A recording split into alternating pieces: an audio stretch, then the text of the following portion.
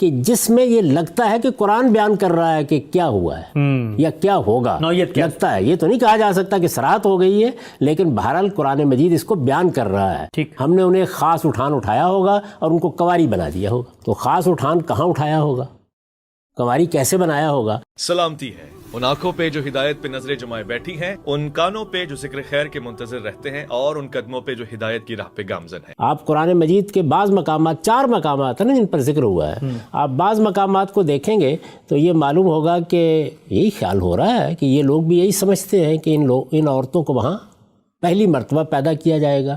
لیکن پھر جب ہم مختلف جگہوں کا مطالعہ کرتے ہوئے اور یہ دیکھتے ہوئے کہ کیا کیا مباحث ہیں آگے بڑھتے ہیں، تو بعض وہ پہلو سامنے آنے لگ جاتے ہیں جن کی طرف اب میں آپ کو متوجہ کر رہا ہوں۔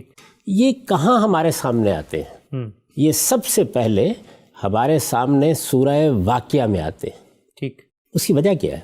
اس کی وجہ یہ ہے کہ مختلف مقامات پر جب آپ ذکر پڑھتے ہیں تو کہیں تو یہ ہوگا کہ وہ شرمیلی نگاہوں والی ہوں گی، کہیں یہ ہوگا کہ وہ دلربا ہوں گی، کہیں یہ ہوگا وہ ہمسن ہوں گی، اور کہیں یہ ہوگا کہ وہ آہو چشم ہوں گی، یا اسی طریقے سے الحور کا لفظ آئے گا، یعنی وہ گوریاں ہوں گی۔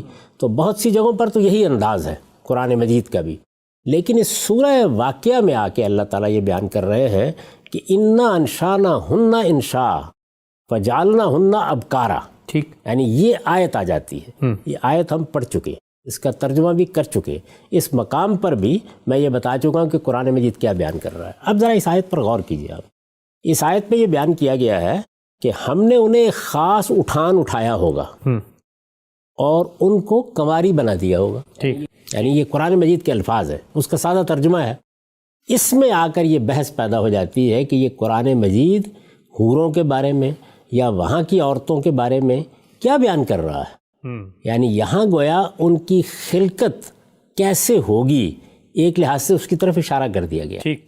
اب جب یہاں یہ اشارہ کر دیا گیا ہے تو یہی وہ مقام ہے کہ جہاں آپ کو پھر مختلف مباحث مل جاتے ہیں۔ تو اس میں دیکھیے کہ جب قرآن مجید نے یہ کہا سورہ واقعہ میں کہ انا انشانا ہن انشان فجعلنا ہن ابکارا عرباً اترابا، یہ قرآن مجید کے الفاظ ہیں۔ اس میں لوگ کیا بیان کرتے ہیں، کیا کہتے ہیں، یعنی کیا مراد ہے اس سے؟ جب یہ کہا کہ ہم نے انہیں خاص اٹھان اٹھایا ہوگا اور کنواری بنا دیا ہوگا، تو اس سے مراد کیا ہے؟ تو اب ہم اگر ایک ترتیب کے ساتھ آگے بڑھیں، اور جیسے کہ میں تعارف کرا چکا ہوں کہ ہمارے ہاں جو نمائندہ تفسیر کی کتابیں ہیں انہی کو دیکھنا چاہیے، باقی لوگ بالعموم اسی کو نقل کر رہے ہوتے ہیں۔ تو سب سے پہلے ہم تفسیر طبری کو دیکھیں۔ یہ معلوم ہے کہ طبری کا عام انداز یہ ہے کہ وہ روایات نقل کرتے ہیں، یعنی ان کے زمانے میں قرآن مجید میں جو کچھ لوگوں نے کہا تھا، جو کچھ ان کے علم میں آیا، جو باتیں بیان کی گئیں، ان سے پہلے اگر کسی نے کوئی رسالہ لکھا ہے، کسی نے کوئی درس دیا ہے، کسی کے شاگردوں نے اس کی آراء نقل کی ہیں، تو یہ سارا ذخیرہ انہوں نے جمع کر دیا ہے۔ وہ اقوال ہیں جو جمع کر دیے گئے۔ تو وہ جب اس آیت پر پہنچے ہیں، یعنی یہ جو آیت میں نے آپ کے سامنے رکھی، یہ سورہ واقعہ کی آیت ہے، اور آیت کے بارے میں بھی جان لیجئے کہ یہ آیت 35 سے یہ مضمون شروع ہو رہا ہے۔ الفاظ ہیں انا انشانا ہن انشان فجعلنا ہن ابکارن عرباً اترابا لاصحاب الیمین، یعنی ہم نے ان کو ایک خاص اٹھان اٹھایا ہوگا اور ان کو کنواری بنا دیا ہوگا۔ اب یہ جو کنواری بنا دیا ہوگا، ظاہر ہے کہ اس سے کچھ سوال پیدا ہوتا ہے کہ یہ کیا بات ہے جو بیان کی جا رہی ہے۔ تو یہ اس پر روایتیں نقل کرتے ہیں، اپنے طریقے کے مطابق نقل کرتے ہیں۔ میں اس سے پہلے عرض کر چکا ہوں کہ ایک تو محدثین کا طریقہ ہے، وہ جب کسی روایت کو نقل کریں گے تو یہ دیکھیں گے اس کی سند کیا ہے، وہ یہ دیکھیں گے کہ اس میں راوی کون لوگ ہیں، یہ دیکھیں گے اس میں سند میں اتصال ہے یا نہیں ہے، اس طرح کی سب چیزیں دیکھیں گے، اس بنیاد پر ہی روایت کو قبول کریں گے یا اس کی رسول اللہ کی طرف نسبت کو جائز رکھیں گے۔ لیکن مفسرین کا یہ طریقہ نہیں ہے، واعظین کا بھی یہ طریقہ نہیں ہے۔ یعنی واعظین کے پیش نظر کیا ہوتا ہے کہ ان کو ترغیب ترہیب کے لیے روایت بیان کرنی ہے، وہ روایت ان کو جیسی بھی مل گئی اس میں رتب و یابس چیزیں بھی بیان ہوتی ہیں۔ اگر آپ آج کے زمانے میں دیکھیں تو ہمارے ہاں جو تبلیغی قسم کے لوگ ہوتے ہیں، وہ جب قصے یا روایتیں بیان کرتے ہیں تو وہ اس کی کوئی پرواہ نہیں کرتے کہ روایت موضوع ہے، روایت ضعیف ہے۔ عام طور پر اہل تفسیر کا طریقہ بھی یہی ہے، یعنی وہ تفسیری روایات کہتے ہیں ان کو۔ یہ تفسیری روایات ہیں جن پر امام احمد بن حنبل نے تبصرہ کیا تھا کہ یہ کچھ نہیں ہوتی، تفسیر، ملاحم، مغازی، ان میں بالعموم قصے، کہانیاں لوگ بیان کر دیتے ہیں، لیکن اہل تفسیر کا طریقہ یہی ہے۔ تو اب یہاں کیا ہوا ہے؟ یہاں یہ کہ اس آیت کی تفسیر کرتے ہوئے امام طبری کیا کر رہے ہیں؟ روایتیں لا رہے ہیں۔ اچھا، یہ روایتیں نبی صلی اللہ علیہ وسلم سے ہیں، مرفوع روایت ہے اس کو، مرفوع روایتیں، لیکن ظاہر ہے کہ یہ محدثین کے طریقے پر اس معیار پر پوری نہیں اترتی کہ ان کو صحیح قرار دیا جا سکے یا ان کو حسنی کے درجے میں رکھا جائے۔ یعنی ان میں پوری سند نہیں بیان ہوتی؟ سند بیان ہوتی ہے، لیکن ظاہر ہے کوئی سند پر اعتراضات ہوتے ہیں، یعنی کہیں کوئی راوی مجہول ہوگا، کہیں سند میں انقطاع ہوگا، کہیں کوئی متہم بالکذب ہوگا، اس طرح کی تمام چیزیں جو محدثین دیکھتے ہیں وہ ہوتی ہیں، لیکن یہ لوگ اس کی پرواہ نہیں کرتے۔ تو یہ میں نے اس لیے تنبیہ ضروری سمجھی کہ اب روایتیں زیر بحث آئیں گی، اور یہ دیکھیں گے آپ کہ ان میں بعض روایتیں وہ ہیں کہ میرا جو موقف عام طور پر لوگ بیان کرتے ہیں اس کی بالکل تائید میں ہے، لیکن میں نے ان کو بھی پیش نہیں کیا۔ اچھا، اس کی وجہ یہ ہے کہ روایات کو پیش کرنے کے لیے جس ذمہ داری کی طرف میں نے احساس دلایا ہے وہ بہرحال ملحوظ ہونی چاہیے، تو وہاں انتخاب نہیں کیا میں نے، لیکن یہاں وہ آئیں گی تو اس پر کوئی تعجب نہیں ہونا چاہیے۔ ہمارے مفسرین کا یہ طریقہ ہے، اور وہ اسے قبول کر رہے ہیں، وہ اسے قبول کرتے ہیں، وہ اس کی بنیاد پر استدلال کرتے ہیں، اس کی بنیاد پر تفسیر کرتے ہیں، وہ اس کی پرواہ نہیں کرتے، یعنی اس اصول کا لحاظ نہیں رکھتے کہ رسول اللہ صلی اللہ علیہ وسلم کی نسبت سے کس درجے کی روایت بیان ہونی چاہیے۔ ٹھیک، تو چونکہ وہ اس کا لحاظ نہیں رکھتے تو اس لیے بیان کریں گے، جیسے واعظین نہیں رکھتے، وہ ترغیب ترہیب کے لیے ہر طرح کی بات بیان کر دیتے ہیں، اور یہ کہتے ہیں کہ اس سے لوگوں میں ایمان پیدا ہوتا ہے اور دین کی طرف رغبت ہوتی ہے اور جنت کی ایک تصویر ان کے سامنے آتی ہے، اس سے کوئی فرق واقع نہیں ہوتا۔ ٹھیک، تو یہ تنبیہ ضروری تھی۔ اس کے بعد آپ دیکھیے کہ وہ کیا تفسیر کر رہے ہیں اس کی۔ میں اس میں وہ مختلف طریقوں سے یہ روایت لا رہے ہیں اور یہی بتا رہے ہیں کہ یہ مطلب ہے اس کا۔ ٹھیک، پھر ایک مرتبہ آیت کو ذہن نشین کر لیجئے، اِنَّا أَنشَأْنَاهُنَّ انشان فَجَعَلْنَاهُنَّ أَبْكَارًا، یعنی جنت کی عورتوں کے بارے میں اللہ تعالیٰ سورہ واقعہ میں یہ بیان فرما رہے ہیں کہ ہم نے ان کو ایک خاص اٹھان اٹھایا ہوگا اور ان کو کنواری بنا دیا ہوگا۔ ٹھیک، تو یہ کہتے ہیں کہ نبی صلی اللہ علیہ وسلم کی نسبت سے اس کی تفسیر نقل ہوئی ہے، اسی آیت کی اسی آیت کی تفسیر نقل ہوئی ہے، اور یہ انس بن مالک کی روایت ہے۔ نبی صلی اللہ علیہ وسلم سے اس کے معاملے میں پوچھا گیا تو آپ نے اس کے جواب میں کیا فرمایا؟ اب یہ الفاظ سنیے، ہن اللواتی کن فی الدنیا اجائزہ امشن رمسا، کہ رسول اللہ صلی اللہ علیہ وسلم نے فرمایا، جیسے کہ اس روایت میں نسبت کی گئی ہے، کہ یہ وہی ہیں جو دنیا میں یہ تمہاری بوڑھی پھونس عورتیں ہوتی ہیں، وہی ہیں، یہ وہی ہیں جن کی آنکھیں چندی ہوتی ہیں، جن کی آنکھوں میں چیپڑ ہوتا ہے، مرنے کے قریب ہوتی ہیں، وہی عورتیں، ان کو اللہ تعالیٰ وہاں کنواری بنا دے گا۔ ایک منٹ ہم صاحب، وہ آیت سے جس سے بالعموم استدلال کیا جاتا ہے کہ کہا یہ جا رہا ہے کہ جنت میں شاید کوئی مستقل مخلوق ہو، یہی آیت کے بارے میں رسول اللہ سے سوال ہوا تو انہوں نے فرمایا کہ یہ آیت ان عورتوں کے بارے میں ہے جو دنیا میں ہوتی ہیں۔ یہی میں عرض کر رہا ہوں، یہ آپ کو الفاظ سنا رہا ہوں، یعنی یہ روایتیں تو اسی طرح کی ہیں جیسے کہ تفسیری روایتیں ہوتی ہیں، وہ ہو گئی بات، لیکن میں یہ عرض کر رہا ہوں کہ اب ہم علم کی دنیا میں داخل ہو گئے ہیں۔ یعنی رسالت مآب صلی اللہ علیہ وسلم کے بعد جب یہ سوال پیدا ہوا، قرآن مجید میں تصریح نہیں تھی، ٹھیک ہے، روایتوں میں تصریح نہیں تھی، جب یہ سوال پیدا ہوا کہ یہ عورتیں کہاں سے آئیں گی، تو دو آراء تھیں، جی ہاں، ایک حسن بصری رحمۃ اللہ علیہ کی رائے، دوسری ابو ہریرہ رضی اللہ عنہ کی رائے۔ اگر ان کی نسبت صحیح ہے، وہ آثار درست ہیں، تو گویا یہاں سے بات اب آگے چل نکلی، اختلاف سامنے آ گیا، اختلاف سامنے آ گیا، اور یہی ہونا بھی چاہیے تھا، یعنی اسی طرح غور کرنا چاہیے تھا۔ میں یہ عرض کر چکا ہوں کہ جب اس طرح کی صورتحال ہوتی ہے کہ نہ قرآن میں تصریح ہے نہ حدیث میں تصریح ہے، تو پھر قرائن کی بنیاد پر آراء قائم کی جاتی ہے۔ ٹھیک، تو جب لوگوں نے یہ آراء قائم کرنی شروع کی ہیں تو ایک مقام قرآن کا ایسا ہے، یہ انا انشانہن انشان فجعلناہن ابکارا، کہ جس میں یہ لگتا ہے کہ قرآن بیان کر رہا ہے کہ کیا ہوا ہے یا کیا ہوگا، لگتا ہے، یہ تو نہیں کہا جا سکتا کہ صراحت ہو گئی ہے، لیکن بہرحال قرآن مجید اس کو بیان کر رہا ہے۔ ہم نے انہیں خاص اٹھان اٹھایا ہوگا اور ان کو کنواری بنا دیا ہوگا۔ تو خاص اٹھان کہاں اٹھایا ہوگا، کنواری کیسے بنایا ہوگا، یہ ہے نا ایک موضوع۔ تو اس کو سامنے رکھ کر اب یہ اس کی تفسیر بیان کر رہے ہیں ابن جریر طبری، اور اس میں یہ روایت نقل کر رہے ہیں اور کہتے ہیں یہی اس کی تفسیر ہے، یعنی اس کا مطلب یہی ہے، آیت کا مدعا یہی ہے۔ تو پھر سنیے، ہن اللواتی کننا فی الدنیا اجائزہ امشن رمسا، کہ نبی صلی اللہ علیہ وسلم نے فرمایا کہ یہی تمہاری دنیا کی عورتیں ہیں، یہی جو یہاں پہ بڈھی پھونس ہو جاتی ہیں، جن کی آنکھیں چندی ہوتی ہیں اور ان میں کیچڑ بہہ رہی ہوتی ہے، یہی ہیں۔ انہی کو اللہ تعالیٰ بنا دے گا۔ یہی روایت ایک دوسرے طریقے سے سیدہ ام سلمہ سے آئی ہے، اس میں ذرا الفاظ زیادہ واضح ہیں۔ رسول اللہ کی زوجہ محترمہ ہیں، نبی صلی اللہ علیہ وسلم کی اہلیہ محترمہ ازواج مطہرات میں سے ہیں ام المومنین۔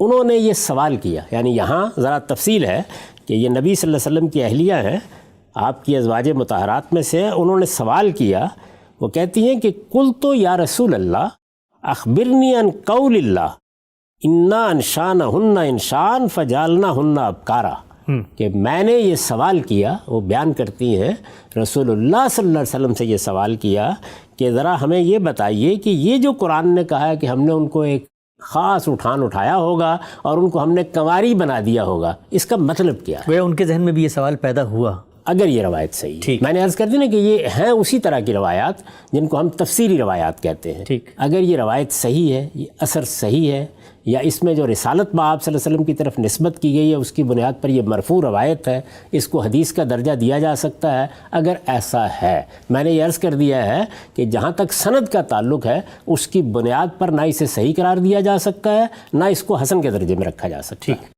اس طرح کی روایات پر بہت تنقید ہوتی ہے جب آپ محدثانہ طریقے سے ان کا جائزہ لیتے ہیں۔ تو بہرحال یہ اس سے تفسیر کر رہے ہیں، تو یہ کہتے ہیں کہ سیدہ نے، یعنی سیدہ ام سلمہ نے، ام المومنین نے رسول اللہ صلی اللہ علیہ وسلم سے اس کے بارے میں سوال کیا۔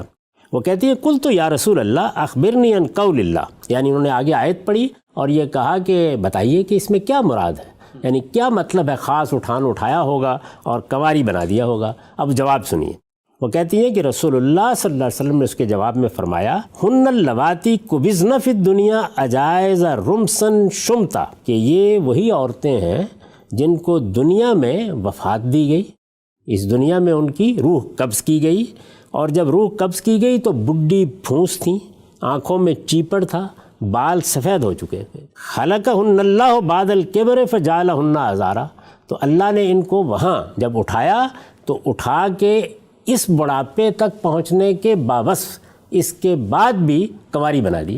اچھا، یعنی یہ جو بیان کیا نا فجعلناہن ابکارا، تو اس کی یہ شرح کی اس روایت کی روح سے رسالت بآب صلی اللہ علیہ وسلم نے۔ ٹھیک، ابن جریر طبری اس روایت کے بارے میں یہی رائے رکھتے ہیں، انہوں نے اسی کو بیان کر دیا ہے، اور یہ روایت نقل کر کے گویا یہ بتایا ہے کہ رسول اللہ صلی اللہ علیہ وسلم نے اس کی یہ شرح فرما دی۔ یہ بات واضح ہو گئی۔ واضح ہے۔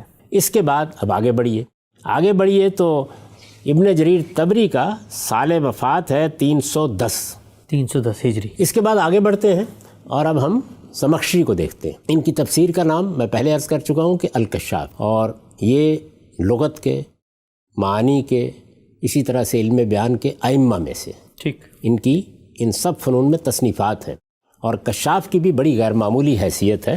یعنی کسی مصنف کے یا کسی مفسر کے نظریات کچھ بھی ہو سکتے ہیں، لیکن بہرحال وہ ان علوم کے معاملے میں سب کا مرجع ہے۔ ان کی وفات ہوئی ہے 528 میں۔ ٹھیک، یعنی طبری کے بعد اب ہم ان کو پیش کر رہے ہیں۔ میں نے عرض کر چکا ہوں کہ یہ بھی ایک لحاظ سے ایک زاویہ نظر کے نمائندہ ہیں، یعنی مختلف تفاسیر کا جب آپ انتخاب کریں گے تو نمائندہ تفاسیر کا انتخاب کریں گے۔ میں نے عرض کیا تھا کہ امہات تفسیر کا انتخاب کر کے ہم تعارف کرا دیتے ہیں کہ کیسے دیکھ رہے ہیں۔ ٹھیک، تو یہ بھی جب اس آیت پر پہنچے، یعنی وہی انا انشانہن انشاء فجعلناہن ابکارا، تو یہ دیکھیے کہ انہوں نے کیا لکھا ہے۔ یعنی ان کو بھی وہی سوال درپیش ہے کہ یہ آیت کیا ہے، اس میں کیا بات بیان کی گئی ہے، اس میں اللہ تعالیٰ نے کیا خبر دی ہے، کیا اس سے کچھ معلوم ہو جاتا ہے ہمیں کہ جو حوریں وہاں ہوں گی یا جنت کی عورتیں ہیں وہ کیا وہیں بنائی جائیں گی، وہیں پیدا ہوں گی، ان کے لیے وہیں سارے اسباب فراہم ہوں گے، یا وہ یہ دنیا کی عورتیں ہیں، کیا صورت ہوگی؟ تو یہ سوال ان کے سامنے بھی ہے۔ دیکھیے یہ کیا لکھتے ہیں، یہ لکھتے ہیں کہ فَإِمَّا أَن يُرَادَ اللَّاتِي ابْتُدِئَ إِنشَاؤُهُنَّ، کہ ایک صورت یہ ہو سکتی ہے کہ اس سے مراد یہ لیا جائے کہ یہ وہ عورتیں ہیں جن کو وہاں پر پیدا کیا جائے گا، یعنی نئے سرے سے پیدا کیا جائے گا۔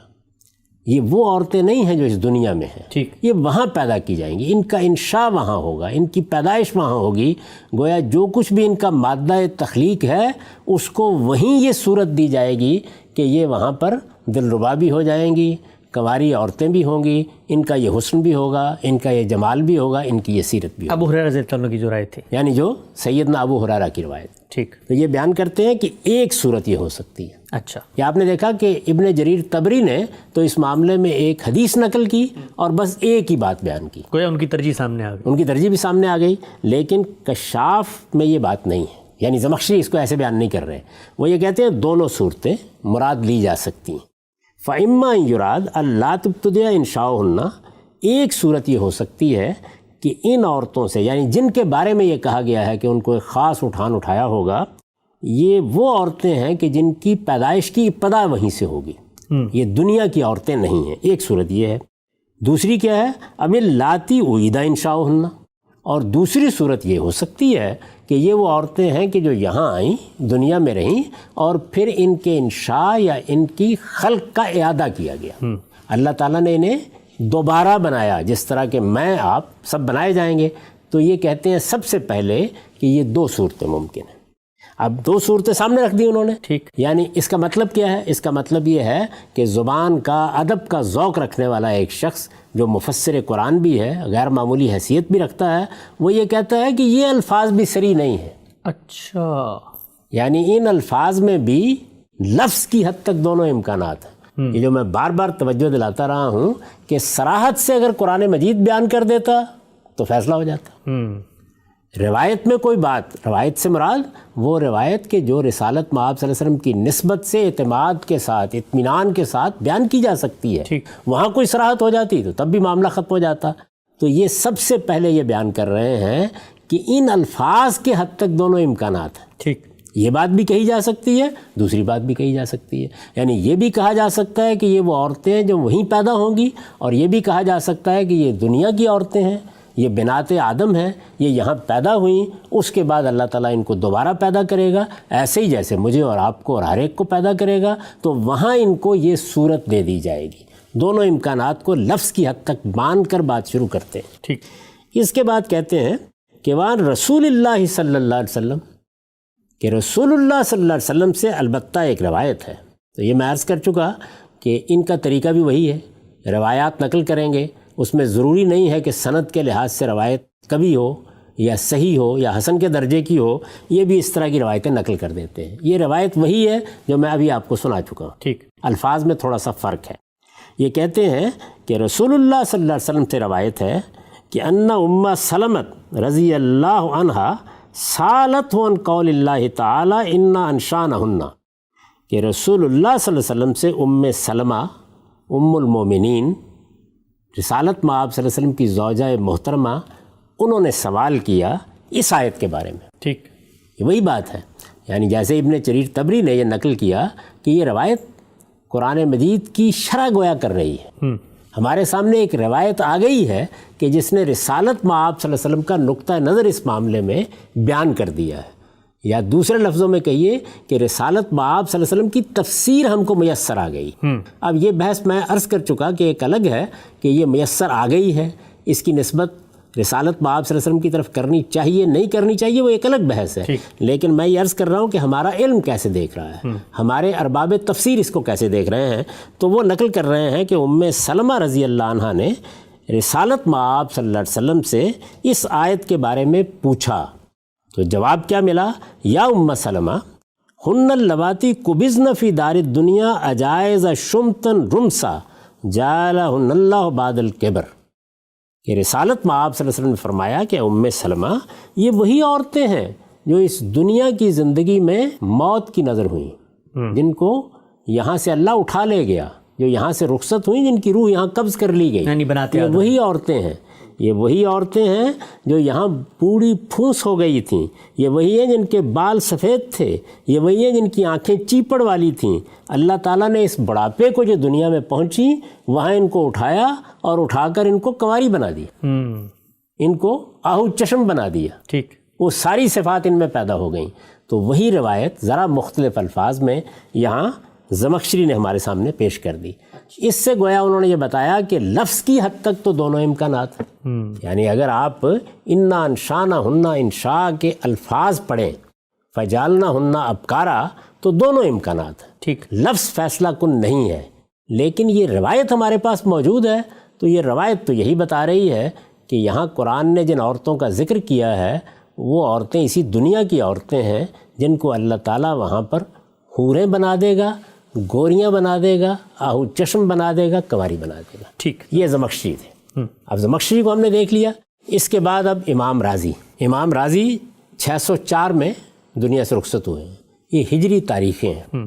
یہ معلوم ہے کہ بہت جلیل القدر علماء میں سے ہیں، بڑے مفسرین میں سے ہیں، ان کی تفسیر بھی امہات کتب میں شمار ہوتی ہے۔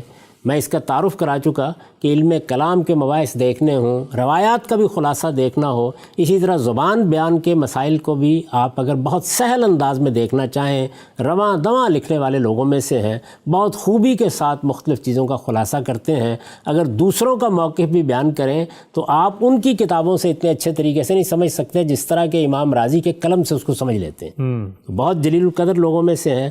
میں عرض کر چکا اس سے پہلے کہ یہ دونوں یعنی زمخشری بھی اور راضی بھی یہ تو گویا تفسیر کی علامت بن گئے، گرا کشا ہے نہ راضی نہ صاحب کشاف۔ تو آپ دیکھیے کہ ان کے سامنے وہی آیت ہے۔ اچھا، وہ انا انشانہ ہن، آیت وہی ہے۔ میں عرض کر چکا نا کہ اس سے پہلے جو باتیں بھی آپ نے سنی ہیں یا جن روایتوں کو آپ نے سنا ہے یا جو آیات زیر بحث آئی ہیں ان میں تو اوصاف ہی بیان ہوئے، صفات ہی بیان ہوئی ہیں۔ اب زمخشری نے یہ توجہ بھی دلا دی کہ یہ اگرچہ وہ مقام ہے جس میں یہ سوال پیدا ہوتا ہے، جس سے کچھ رہنمائی ملتی ہے، لیکن لفظ کی حد تک یہ بھی فیصلہ کن نہیں، سری نہیں ہے، یہ بتا دیا۔ یعنی جب انہوں نے کہا کہ فَإِمَّا يُرَادْ، یا یہ مراد ہو سکتی ہے یا یہ مراد ہو سکتی ہے، تو اس کا مطلب ہے لفظ کی حد تک فیصلہ کن نہیں ہے آیت۔ اب روایت ہی آئے گی نا، یعنی کوئی حدیث بیان کریں گے، کوئی قول بیان کریں گے، کچھ قرائن کی بنیاد پر بات کریں گے، یہی کچھ ہوگا۔ تو امام راضی دیکھیے کیا کر رہے ہیں۔ امام راضی نے اس آیت کے بارے میں لکھا ہے کہ دو امکانات، وہی جو زمخشری نے بات بیان کی، کہتے ہیں یحتمل ان یکون المراد الحور، ایک احتمال یہ ہے، ایک امکان یہ ہے کہ اس سے مراد، اس سے کس سے مراد؟ انا انشانہن، انشاء سے مراد۔ یہ جو کہا ہے کہ ہم نے انہیں خاص اٹھایا ہوگا تو اس سے مراد حوریں ہیں۔ اور یہ دیکھیے یہ بالکل اسی طرح اس لفظ کو استعمال کر رہے ہیں جیسے ہم اردو میں کرتے ہیں۔ اچھا، یعنی ہم جب حور کا لفظ بولتے ہیں تو اس کا مطلب کیا ہوتا ہے؟ جیسے کہ میں پہلے عرض کر چکا، یعنی وہ عورتیں جنت میں ہوں گی، تو وہاں تاثر یہی ہوتا ہے کہ یہ عورتیں وہیں پیدا کی جائیں گی۔ تو بالکل اسی طرح انہوں نے اس لفظ کو استعمال کیا ہے۔ یعنی قرآن کے نزول پر 550 سال ہو چکے ہیں، تو الفاظ جب کسی زبان میں مستعمل ہوتے ہیں تو اس طرح عہد بہد اپنے اندر کچھ خصوص پیدا کرتے چلے جاتے ہیں۔ لیکن وہ پھر شاہ عبد القادر کے یہاں کیوں وہ اصل ترجمہ پھر بھی باقی رہا؟ اس لیے کہ یہ اصل ترجمہ تو یہ بھی یہی کر رہے ہیں، یعنی بتا رہے ہیں، لیکن لفظ کا استعمال پھر بات بیان کرتے ہوئے اسی طرح ہونے لگ جاتا ہے، جیسے ہمارے مترجمین کیا ہوا، جیسے فارسی زبان میں ہوا، جیسے ہمارے ادب میں ہوا، جس طرح ہماری شاعری میں ہوا۔ تو یہ کہتے ہیں کہ ایک احتمال یہ ہے کہ ان یکون المراد الحور، یعنی اس سے مراد کیا ہے؟ وہ حوریں جن کا ذکر ہوا ہے قرآن میں دوسرے مقامات پر۔ فیکون المراد الانشاء الذی هو الابتداء، اس صورت میں مراد کیا ہوگی؟ یعنی اگر ہم یہ مان لیں کہ یہ اصل میں جنت کی مخلوق حوریں ہیں، ان کا ذکر ہو رہا ہے، انا انشانہ ہن، انشان سے وہ مراد ہے، تو پھر نتیجہ یہ نکلے گا کہ یہ جو لفظ انشاء یہاں استعمال ہوا ہے، انا انشانہ ہن، اس کا مصدر انشاء ہے نا، یہ جو لفظ انشاء ہم نے خاص اٹھایا ہوگا، یہ لفظ استعمال ہوا ہے، اس سے مراد پھر کیا ہوگی؟ ابتدا، یعنی پہلی مرتبہ پیدا کرنا، ٹھیک، وہاں پیدا کرنا، یعنی اس دنیا سے پھر تعلق نہیں ہوگا، وہ الگ مخلوق ہوں گی، وہ ظاہر ہے الگ مخلوق کہیں انسان ہی ہوں گی، ظاہر ہے کہ ہمیں جنوں پری تو نہیں دی جائیں گی وہاں پہ، لیکن وہ اس دنیا کی عورتیں نہیں ہوں گی۔ وہ یہ کہتے ہیں کہ ایک صورت یہ ہے، الفاظ میں ایک احتمال یہ ہے، یہ وہی بات ہے جو زمخشری نے دوسرے طریقے سے بیان کر دی کہ یہ بھی مراد لیا جا سکتا ہے۔ اور وہ یہ کہتے ہیں کہ وَيَحْتَمِلُ أَن يَكُونَ الْمُرَادُ بنات آدم، دوسری صورت یہ ہے کہ ان الفاظ میں انا انشانہ ہن، انشان کے الفاظ سے یہ مراد ہو کہ یہ یہی دنیا میں آدم کی بیٹیاں ہیں، یہی جو دنیا میں آئیں، جو دنیا سے گئیں، ان کو اللہ تعالیٰ وہاں پر یہ صورت دے گا۔ گویا انشاء وہاں کیا ہے؟ ابتدا کے معنی میں۔ اب یہ کہتے ہیں کہ یہاں انشاء پھر کس معنی میں ہوگا؟ فیکون الانشاء بمعنی احیاء العادہ، یعنی اس دوسری صورت کو اگر آپ مراد لیں گے تو پھر لفظ انشاء کا مطلب یہ ہوگا کہ جب وہ دوبارہ اٹھائی جائیں گی، جب ان کو مرنے کے بعد اٹھایا جائے گا اور وہاں وہ زندہ ہوں گی تو ان کا وہ زندہ کرنا پھر اس انشاء سے مراد ہوگا۔ ٹھیک، تو یہ کہتے ہیں کہ یہ دو احتمالات ہیں۔ امام راضی نے اپنے طریقے کے مطابق ذرا تفصیل سے بات کی، زمخشری نے اسی کو دو لفظوں میں واضح کر دیا تھا کہ آیت کے الفاظ کی حد تک دو احتمالات ہیں۔ یا یہ مانا جائے کہ یہ وہیں ابتداً پیدا کی جائیں گی، پہلی مرتبہ پیدا کی جائیں گی، اور یا یہ کہ یہ دوسری مرتبہ پیدا ہوں گی، یہ اس سے پہلے دنیا میں آ چکی۔ یہ بات بیان کرنے کے بعد اب وہ کہتے ہیں کہ یہ بات یہاں ختم نہیں ہوئی، یعنی آیت انا انشانا ہننا پر ختم نہیں ہو گئی۔ اس کے بعد اگلا جملہ ہے فجعلنا ہننا ابکارا، کہ ہم نے ان کو کنواری بنا دیا ہوگا۔ اب امام راضی یہ کہتے ہیں کہ یہ جو اگلی آیت ہے فجعلنا ہننا ابکارا یدل علی الثانی، دو احتمالات تھے، دو امکانات تھے، یہ جو اگلی آیت ہے یہ تو دوسری بات پر دلالت کر رہی ہے کہ وہ بنات آدم ہی ہوں گی، وہ بنات آدم ہی ہوں گی۔ دو باتیں تھیں، یعنی ایک یہ کہ وہ وہیں پیدا کی جائیں گی پہلی بار، دوسرے یہ کہ وہ یہاں پیدا ہوئیں، وہاں ان کا اعادہ ہوگا، جس طرح دنیا کے ہر مرد اور ہر عورت کا اعادہ ہوگا۔ دو احتمالات تھے، وہ یہ کہتے ہیں کہ دوسرے پر آیت دلالت کر رہی ہے۔ کیسے؟ یعنی آپ گویا ترجیح بیان کر رہے ہیں۔ وہ یہ کہتے ہیں یدل علی الثانی، یعنی یہ جو اگلے الفاظ ہیں کہ ہم نے ان کو کنواری بنا دیا ہوگا، یہ دوسرے مفہوم پر یا دوسری مراد پر دلالت کر رہے ہیں۔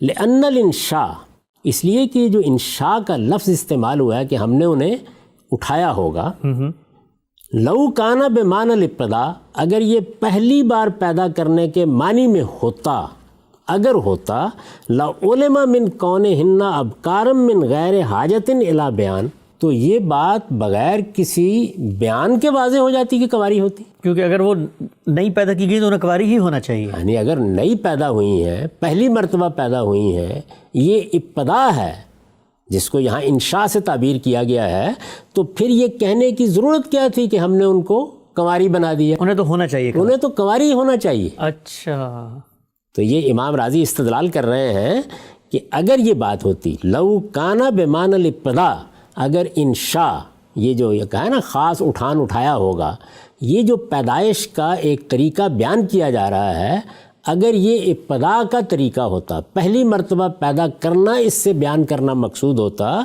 تو پھر یہ بات کہ وہ کنواری ہیں یہ تو آپ سے آپ واضح تھی، یعنی اس میں پھر تردد کیا تھا، اس کی تصریح کی ضرورت کیا تھی؟ لعلم من کونہن ابکارا من غیر حاجت الی بیان، یعنی اس میں کوئی ضرورت ہی نہیں تھی، اس کے بغیر ہی یہ بات بالکل واضح تھی، ہر شخص جان لیتا۔ وَلَمَّا كَانَ الْمُرَادِ احیاء بنات آدم، جب مراد یہ ہے کہ اس سے در حقیقت یہاں جو بنات آدم ہیں، آدم کی بیٹیاں ہیں جو یہاں آئی ہیں، یہ جو انسان کی حیثیت سے یہاں رہی ہیں، ان کا احیاء مراد ہے، ان کو دوبارہ زندہ کرنا مراد ہے، ان کو اٹھا کے اس طرح سے آہو چشم، اس طرح سے کنواری بنا دینا مراد ہے۔ کہتے ہیں جب یہ بات ہے تو اسی لیے تو کہا اللہ تعالیٰ نے کالا ابکارن، کہ وہ وہاں پر یعنی یہ جو آگے بات بیان کی ہے کہ ہم نے انہیں کنواری بنا دیا ہوگا، یہ اسی لیے تو بیان کی ہے۔ اچھا، جب مراد یہ ہے تو اسی لیے تو یہ کہنا پڑا کہ ہم نے ان کے کنواری بنا دیا ہوگا۔ یہ کنواری بنا دیا ہوگا کا پھر وہ مزید آگے وضاحت کر کے مطلب بیان کرتے ہیں، کہتے ہیں اے نجعلہن ابکارا ومتنا سیبات، یعنی گویا اللہ تعالیٰ یہ بتا رہے ہیں کہ ہم نے انہیں کنواری بنا دیا ہوگا اگرچہ جب وہ مریں تو شوہر دیدہ تھی۔ بڑی اہم بات، یعنی اگرچہ جب وہ مریں تو اس وقت شوہر دیدہ تھیں، شوہروں کے پاس جا چکی تھی، لیکن جس وقت ہم نے ان کا اعادہ کیا، ان کو اٹھایا، جب وہ مرنے کے بعد دوبارہ زندہ کی گئیں اور پھر ان کا انشاء ہوا، تو اس وقت ہم نے ان کو کنواری بنا دیا۔ تو یہ امام راضی بھی اپنی گویا ترجیح بیان کر رہے ہیں، یعنی یہ بتا رہے ہیں امام راضی کا استدلال روایت سے نہیں ہے، وہ یہ کہتے ہیں فجعلناہن ابکارا کے الفاظ اس بات پر دلالت کرتے ہیں۔ تو یہاں گویا لفظی استدلال ہو گیا، یہ بتا دیا انہوں نے کہ الفاظ ہی کی بنیاد پر یہ بات اطمینان کے ساتھ کہی جا سکتی ہے کہ اللہ تعالیٰ نے یہ واضح کر دیا ہے یہاں پر کہ یہ اصل میں اسی دنیا کی عورتیں ہیں۔ یہ امام راضی کا موقف ہے۔ اس کے بعد اب ابن کثیر پر آئیے۔ میں یہ عرض کر چکا کہ ابن کثیر اصلاً تو ابن جریر طبری ہی کا خلاصہ ہے، یعنی ابن جریر طبری کے ہاں روایات کا ایک بڑا ذخیرہ ہے، انہوں نے ہر طرح کی روایات نقل کی ہیں، اس میں آثار بھی ہیں، دوسری چیزیں بھی ہیں۔ ابن کثیر بھی اصل میں وہی معصور تفسیر کرتے ہیں، یعنی روایات ہی نقل کرتے ہیں، اور عام طور پر اسی وجہ سے ہمارے ہاں بہت قابل اعتماد بھی سمجھے جاتے ہیں۔ ان کی ایک خاص حیثیت بھی ہے، ابن تیمیہ کے تلامذہ میں سے ہیں، تو ان کا ایک بڑا مقام ہے تفسیر میں۔ وہ جب یہ روایتیں نقل کرتے ہیں تو بڑی حد تک ان کی تنقیح بھی کر دیتے ہیں، ٹھیک، یعنی چونکہ ایک جلیل القدر محدث بھی ہیں تو اس وجہ سے تنقیح کر کے بعض روایات پر تبصرہ کر دیتے ہیں، یہ بتا دیتے ہیں کہ ان کی نوعیت کیا ہے۔ یہ اس طرح کی تنقیح نہیں ہوتی کہ وہ صرف حسن یا صحیح روایت ہی لیتے ہیں، لیکن بہرحال ایک حد تک وہ سندوں کی تنقیح بھی کرتے ہیں۔ دیکھیے وہ کیا لکھتے ہیں، وہی آیت ہے، وہی سورہ واقعہ، وہی انا انشانہن انشان، اس پر لکھ رہے ہیں۔ یہ کہتے ہیں کہ اے آدنا ہن فی النشأۃ الاخری بعد ما کننا عجائز رمسا، کہ یہ در حقیقت انا انشانہن کا مطلب یہ ہے کہ ہم نے جب وہ دوسری نشأت میں ان کو اٹھایا، یعنی جب قیامت میں سب انسان اٹھیں گے تو یہ نشأت اخری ہوگی نا، نشأت ثانیہ ہوگی۔ ایک مرتبہ یہاں ہمارا انشاء ہوا، اس دنیا میں ہم آئے، دوسری مرتبہ وہاں ہوگا، تو فرماتے ہیں کہ وہاں یہ اعادہ ہوگا، یعنی گویا انشاء کا اعادہ ہوگا۔ تو یہاں اس سے وہ اعادہ مراد ہے، بعد ما کننا عجائز رمسا، اس کے بعد کہ وہ دنیا میں بوڑھی ہوئیں، پھونس ہوئیں، اور وہی بات، وہی الفاظ رمسا، آنکھوں سے چیپڑ بہتا تھا، رخصت ہوئیں، لیکن اللہ تعالیٰ نے وہاں ان کو اٹھا دیا۔ تو یہاں یہ گویا یہ بیان کر رہے ہیں کہ یہاں تو انا انشانہن سے وہی مراد ہے۔ اچھا، سرنا ابکارن عربا، یعنی وہ یہاں پر بوڑھی ہوئی تھیں، یہاں ان کی آنکھوں میں چیپڑ آئی، یہاں ان کے بال سفید ہو گئے، جس طرح کی دوسری روایتوں میں بیان ہوا ہے۔ اس کے بعد وہ وہاں اٹھیں تو وہاں کنواری تھیں۔ اے بعد سیوبت ادنا ابکارن عربا، یعنی مطلب یہ ہے کہ وہ ایک مرتبہ بیاہی گئیں، شوہر دیدہ ہوئیں، دنیا میں شوہروں کے پاس رہیں، لیکن پھر اللہ تعالیٰ نے جب ان کو وہاں اٹھایا تو وہ کنواری ہو گئیں، دلربا ہو گئیں۔